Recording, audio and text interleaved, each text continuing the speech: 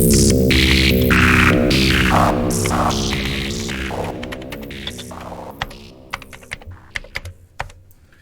guys, welcome. This will just be a quick video just to show you a little bit about how I use ChatGPT to write your Niagara 4 program objects using Java. So you can just pull out program object from the palette. The assumption is that you're a HVAC building automation setup programmer, technician person. So essentially in a program object, you have an onStart, an onExecute, and an onStop methods within this block. And this is like basically what ChatGPT writes for us. I'm using it for HVAC system optimizations. And I think you can use it for a variety of things, but it's kind of limited just for whatever you're doing within the Niagara environment. I think it's also worth mentioning that this is pretty fairly common programming method that other industries like gaming industry, the Voltron IoT platform, they'll also use an onStart, onExecute, or even like an onStep and another onStop. So it's actually a very common programming paradigm, and I'm honestly very thankful that Tritium has this feature built into it. If you're just trying to use raw kit control, logic blocks, things can get really messy and fast because these blocks are really limited.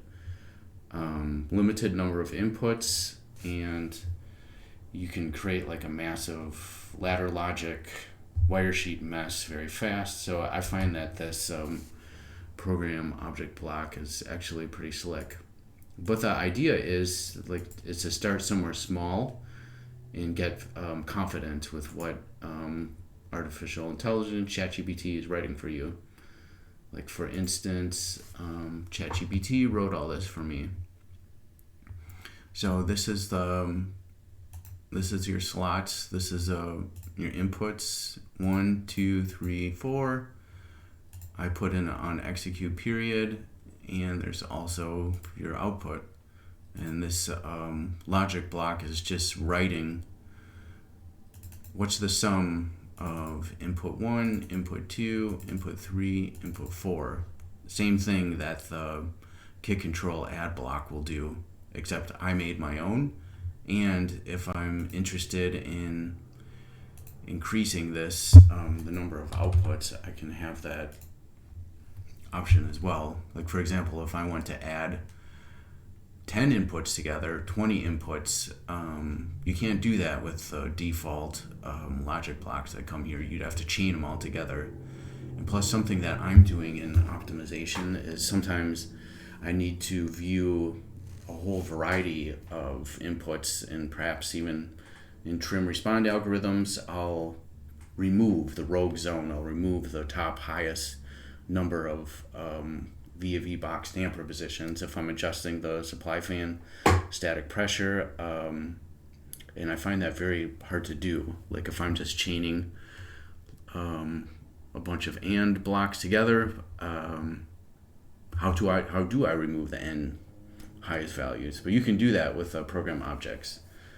Stay tuned and I'll show you how. Alright, so basically when I use ChatGPT, I'm uploading a GitHub README and it's writing all the code for me.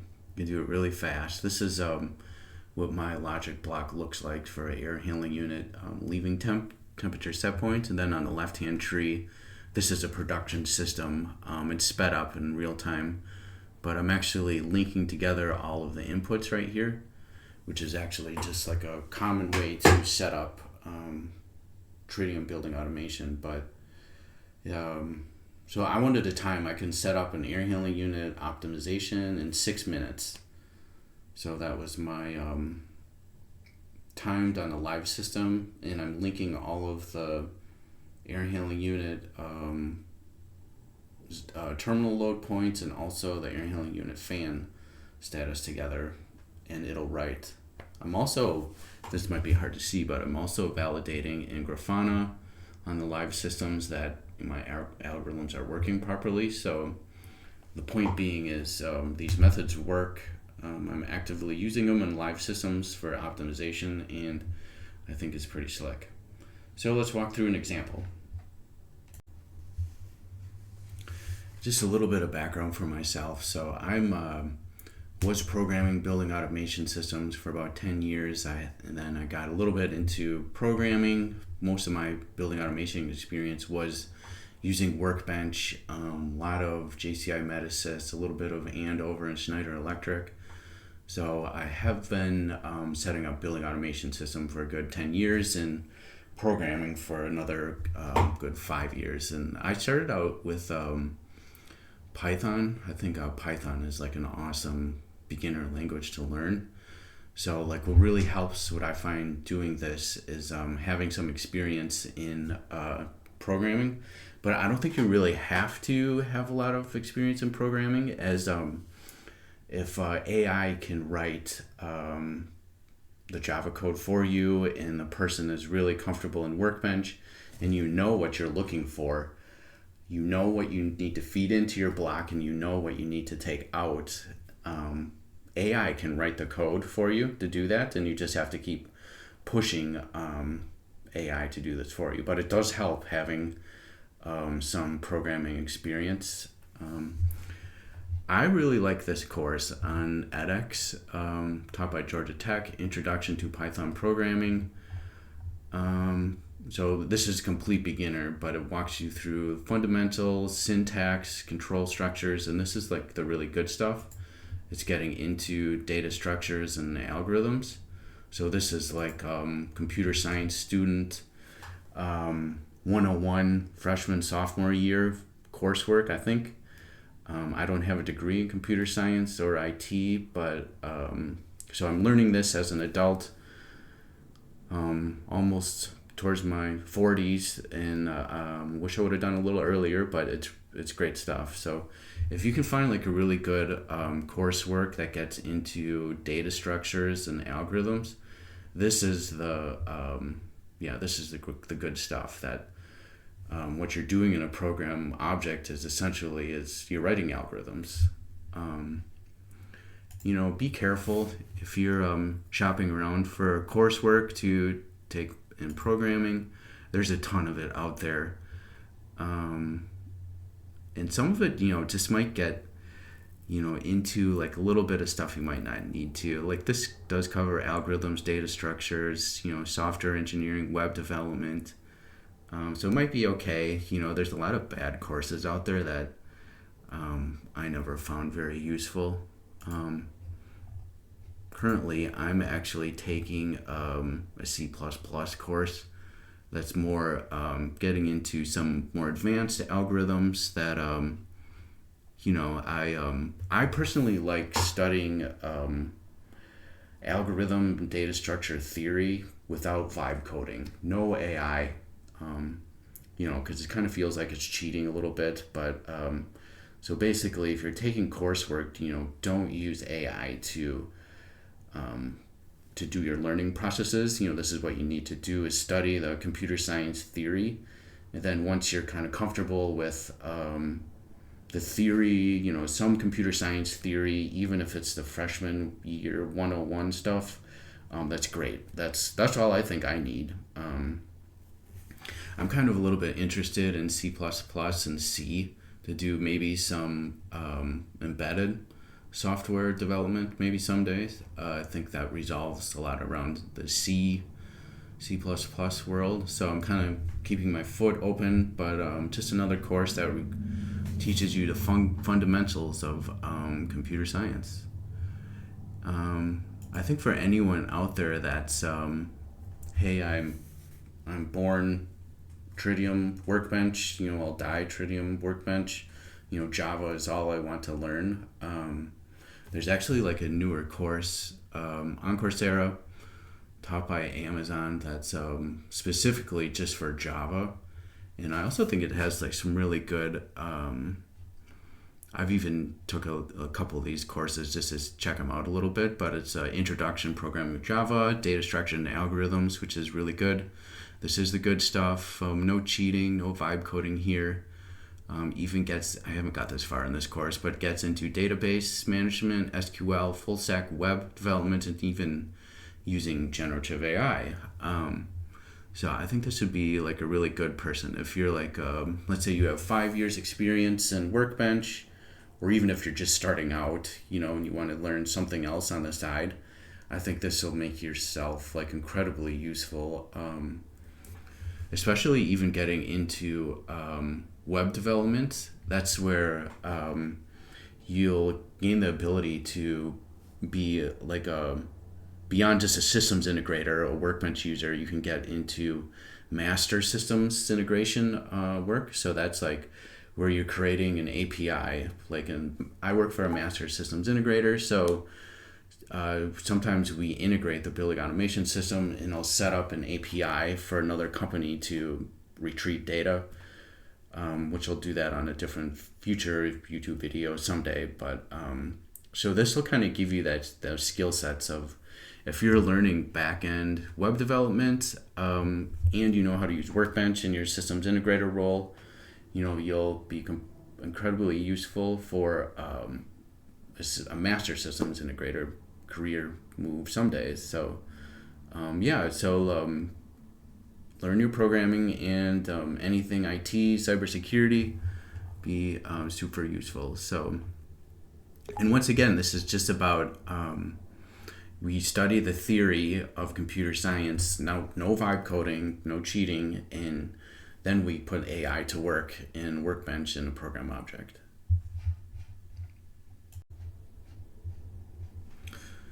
All right, guys. So this is this GitHub repository, which I'll include links for all this stuff. But it's just GitHub. Another thing I highly recommend.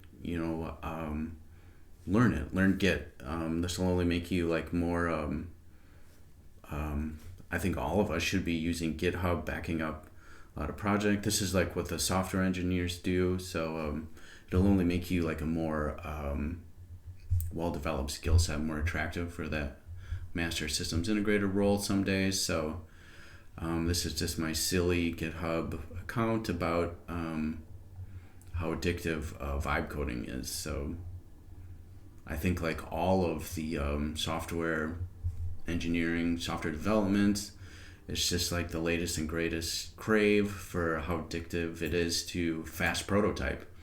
And I also think it's something that we can be doing in the building automation world. Is like, why not? Why can't we fast prototype in the building automation world? I don't think there's anything here that tells us, we cannot. And, let's just figure out some ways to do this. So in this GitHub README, I've just put together some small sections for what I found to work with using AI to generate your code. So this little section here, it's just required the artificial intelligence large language model section to read in this GitHub README. It's not required by the human, but you can if you want to. So basically, I upload this whole GitHub README, which I showed before, to ChatGPT, and ChatGPT can read all this, and it'll understand. Basically, I documented what it took for me to get ChatGPT to understand the Niagara API and how to create a program object. So there's a couple of caveats that as soon as I can document that in some kind of a text file, it helps the AI not to create a bunch of bogus code for you, because it doesn't completely understand the Niagara API perfectly, but we can help it, and it'll just get you some working code fast, better working code more fast. So basically, what this README does is it tells ChatGPT that when you create a program object, that it creates this boilerplate code for you. So like what I was explaining before, all we do is need ChatGPT to make an onStart, an onExecute, and an onStop. So this is it. And then behind the scenes, Workbench actually is creating this for you. These are like Java imports. So sometimes ChatGPT will get confused and it'll start creating these import files for you. But if you have that in a Niagara program object, it'll actually error out. So that's the only thing. It's basically this whole section of the README is just telling AI to only create these methods. Do not create any of the imports. And artificial intelligence will also create your slot names for you.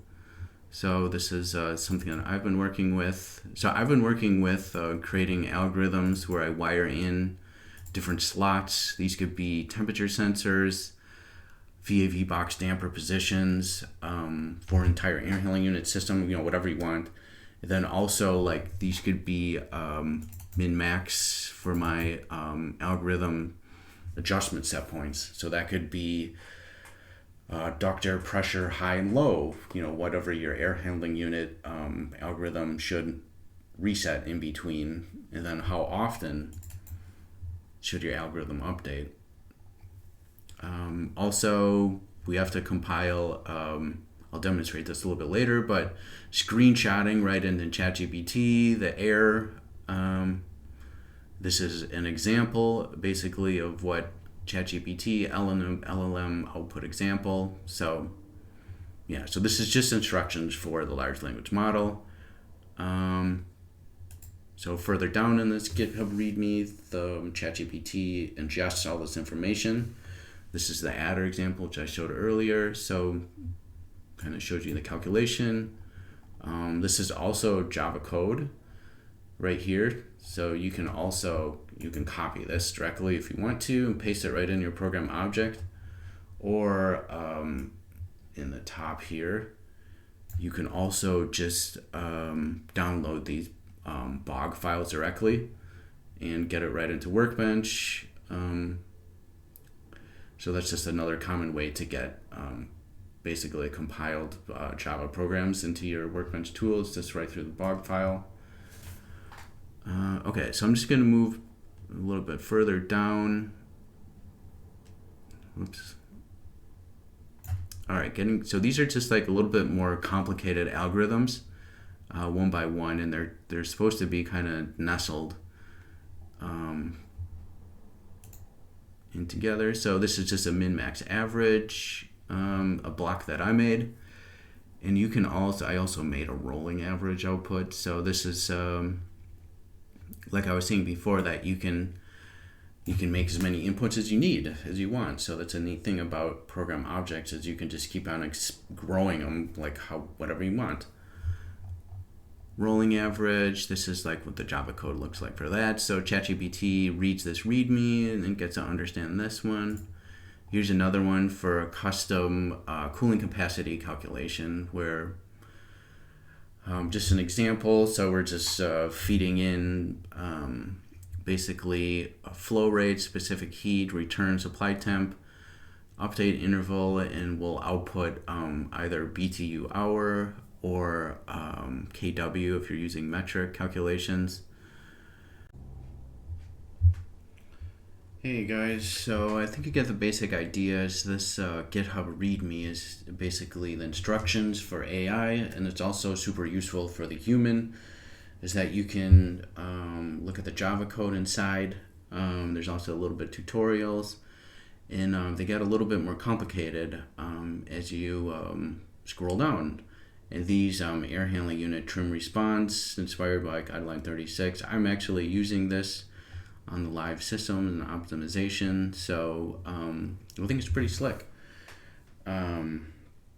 Also, these something I want to do more in the future is more central plant optimization. I think this has a lot of power in it, and not creating like monster wire sheet logic blocks. We can do this all in Java, much more cleaner and easier. Full computer science patterns.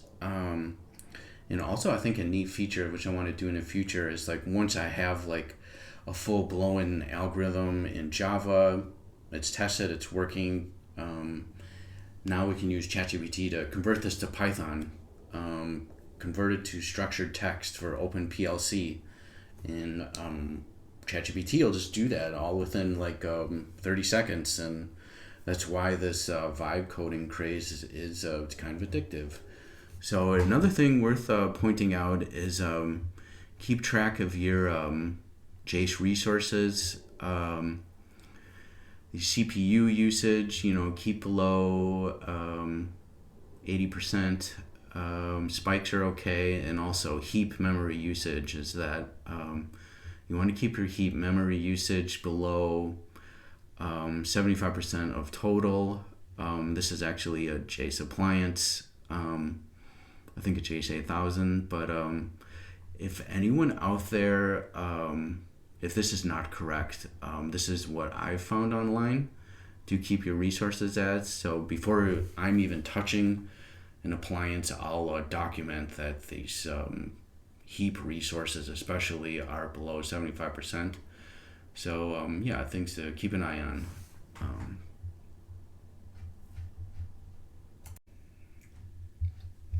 I think another thing worth throwing out there is there is a good YouTube channel. Look up Connection Timeout. This is relatively new. Videos are 1 or 2 years old, but there's also Niagara coding, and also a whole YouTube channel on the Niagara program objects, and I think they're super useful. I watched a couple of these just to know what's going on. And whoever created these videos, he knows a lot more than I do, but he might be using it more than optimization. So yeah, check it out.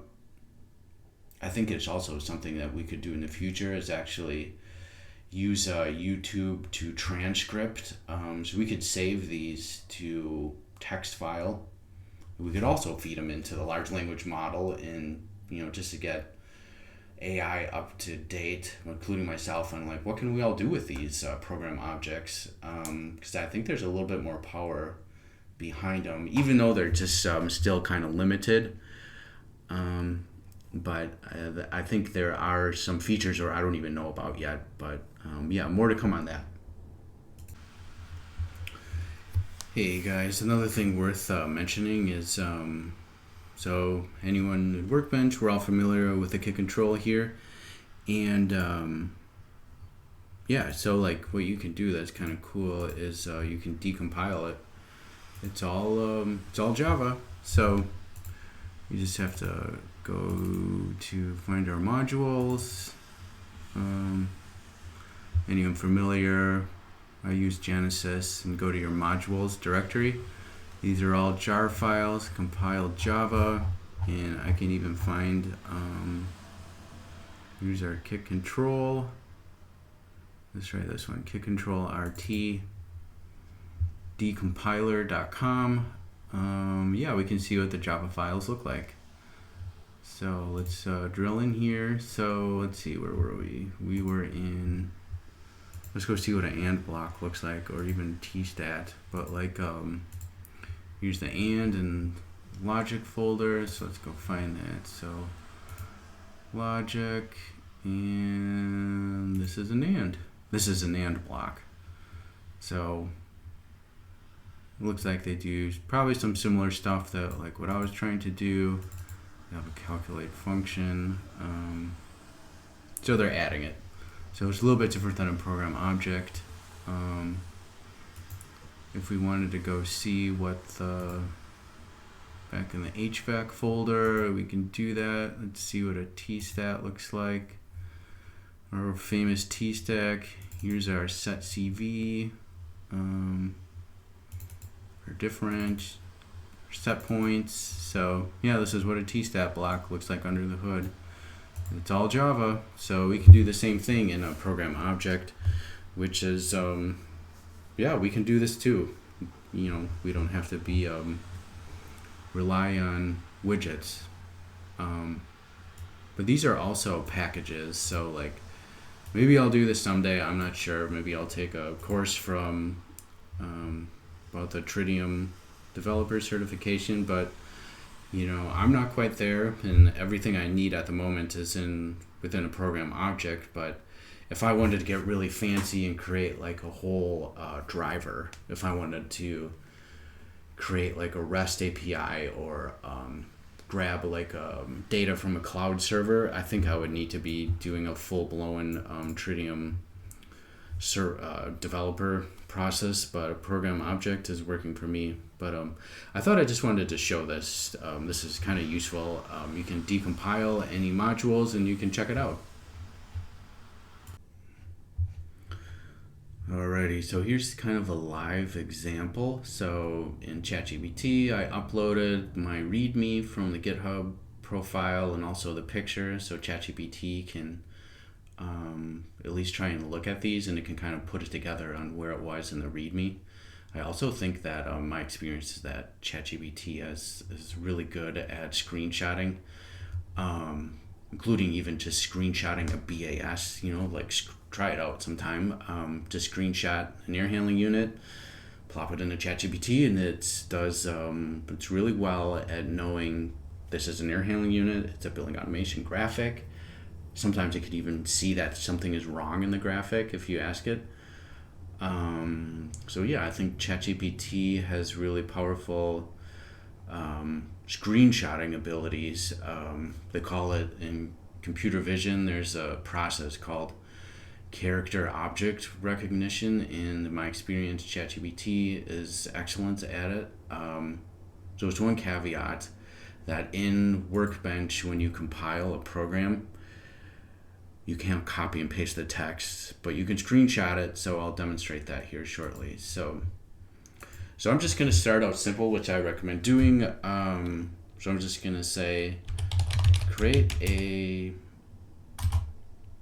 another feature of the adder block that will let me add 10 inputs together, and yeah, let's see what it does.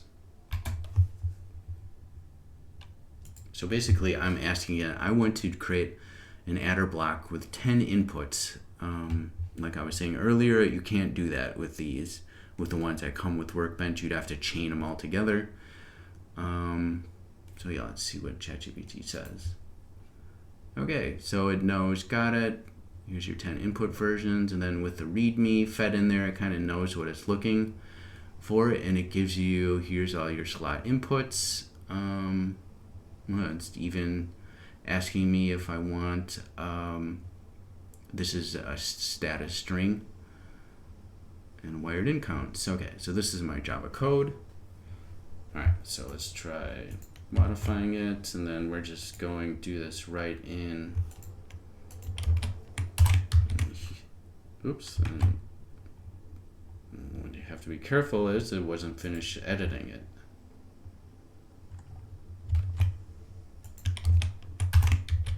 Okay, so here it is. We have our on stop, on execute, adding all my inputs together. And like I was trying to say earlier, it's, start with something small, getting confidence that like this works, and even not understanding Java, I can understand a little bit of, like, even though I'm not a Java expert, I can kind of understand like what I'm looking at least. So if you ask AI to write an algorithm for you, that I can kind of say, follow through. I think anyone should be able to kind of follow through what it's doing here. Hit the compile button. Ooh, it's going to throw an error. So because we didn't create our extra slots. So 2 errors here. So I think it's complaining that that we don't have our slots. So like what I'm doing is going over to my handy snipping tool, and there we go. I didn't create my slots, but I also really know that's what it's probably complaining about.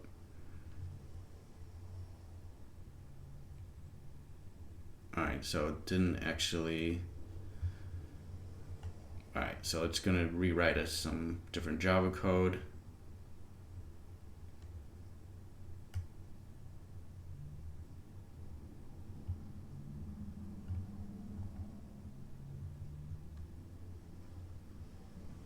Also wanted to mention, like, what I like doing in these programs is update an internal timer.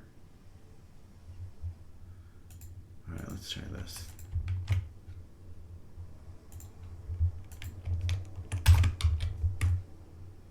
Compile.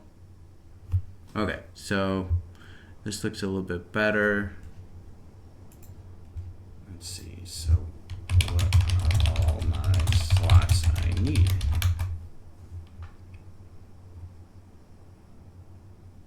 All right, here we go. Here's our 10 slots. Input 1, 2, 3. All right, so we need to, so we only have 4 inputs, so we have to create inputs 5, 6, 7, 8, 9, 10. Let's do that here. All right, so here's our input. Actually, I can just go add a slot. Input 5. And we need to make this status numeric. Watch the YouTube video if you need a little bit more help on that. Add a slot, input 6, add a slot. It's automatically doing the next number. There's input 7, input 8, input 9, input 10. Okay, so then we also need an out, which this block already has. That's our out. So that's the out is this guy right here. That's our addition output. So let's see, this is our status string. Okay, so then it's also, it created for us another slot for a status string. So let's try and throw that in here, paste you, status string summary. Actually, so like, so this status string, that's just like, what I've been doing in my program objects is just creating a string that's just kind of like a debug message. So that looks like that. So that'll just tell us how many wires are connected to, if you wanted to see that. Okay, where were we? Slots. And I need an execution period. Oh, shoot. Okay, so I'm going to say, I'm going to remove this feature. Please remove that is not needed. Just the 10-second internal update to know if the slot has been removed or not. Please update the Java code and slots and total slots.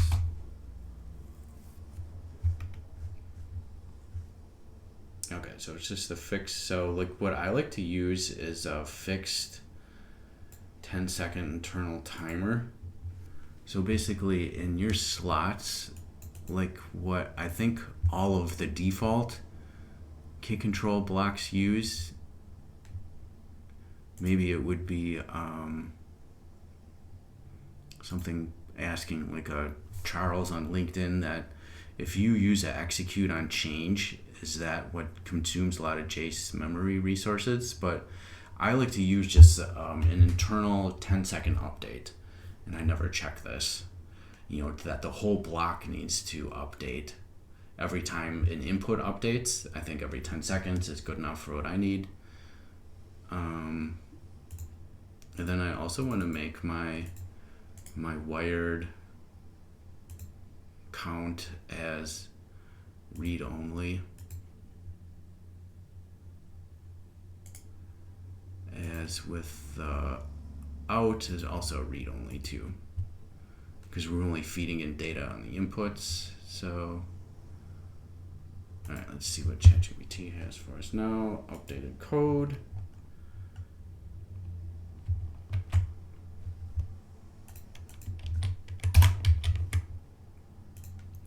Decompile U, and we have no error. Look at that. So get back to our, so all right, so this is what we got here. So we have simple adder program, 5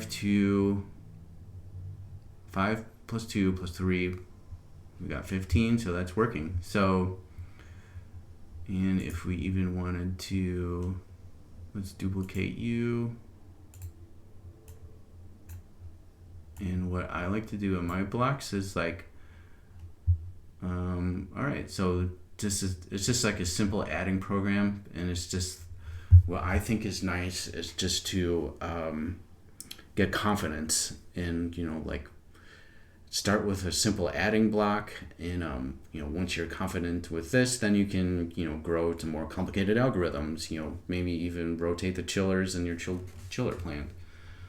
So like what I want to test to make sure is like when I delete my wire, that it recognizes it, and it should go back to null. And of course it's not. Why is it not? Oh, there it goes. Okay, so very important that if I have a wire, I connect it. This is our status string that it connected it and updated our count. So yeah, this is just an easy way, just an easy example. And you can also add in more complicated string outputs, like if you want to see more data here, like what I used in some of my like the chiller rotator block or some of my air handling unit blocks. I like to use like more debugs. So this is where mine is getting pretty complicated, and I put in several status strings, and inside of here, these are all status strings that it's writing to a string output. So if you want to have a lot of status strings, which I like to do, ChatGPT can write all this for you. And if you do not want to use status strings to know what your program is doing, go into Platform, go into Application Director, and you can have ChatGPT write a status string to print at the console, and you can see what it's doing in the Application Director. So hopefully this all makes sense. I love doing this stuff. The vibe coding is addicting, and just remember, like, snipping tool is your best friend, and just paste it right into ChatGPT, and it should understand.